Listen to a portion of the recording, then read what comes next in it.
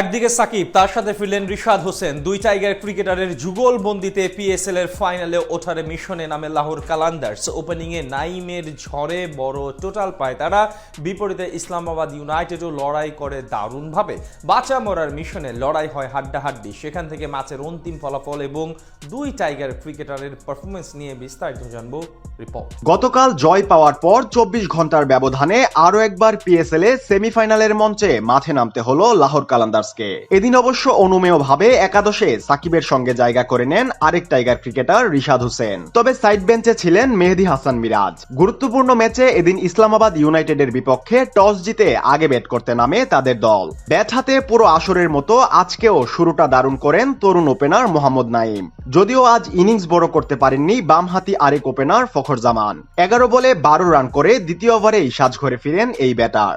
এরপর নাইমকে বেশ ভালোভাবে সঙ্গ দিতে থাকেন ৩ নম্বরে নামা আব্দুল্লাহ শফিক। পাওয়ার প্লে শেষে লাহোরের সংগ্রহ ৫৮ রান। নবম ওভারে মাত্র ২৪ বলে হাফ সেঞ্চুরি পূরণ করেন নাইম, কিন্তু একই ওভারে তাকে আউট করে ইসলামাবাদ শিবিরে স্বস্তি ফিরান ইমাদ ওয়াসিম। এদিকে সঙ্গী হারানোর পর বেশিক্ষণ টিকতে পারেননি শফিকও। ২৪ বল থেকে ২৫ রান করে তিনি আউট হন জিমি নিশামের বলে মিড অফে ক্যাচ দিয়ে। মিডল অর্ডারে দলের দায়িত্ব নেন দুই লঙ্কান ব্যাটার কুশাল পেরেরা ও ভানুকা রাজাপাকসে। তাদের দ্বিমুখী আক্রমণাত্মক ব্যাটিংয়ে বেশ ভালো গতিতে আগাতে থাকে লাহোরের রানের চাকা। ১৭তম ওভারে রাজাপাকসে ফিরেন ১৩ বলে ২২ রান করে। তবে এক প্রান্ত আগলে রেখে অর্ধশতক তুলে নেন পেরেরা।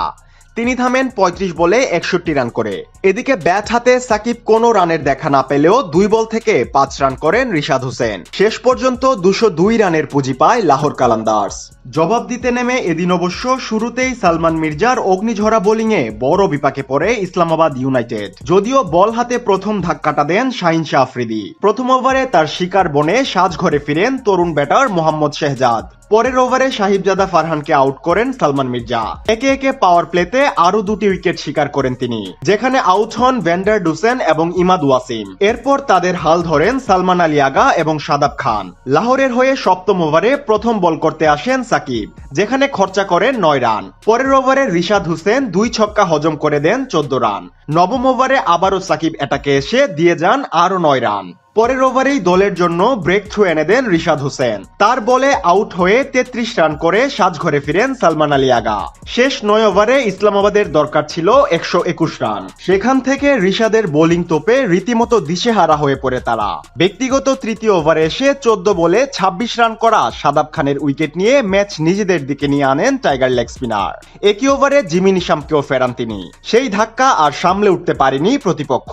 অর্থাৎ ১০৭ রানে অল আউট হয়ে যায়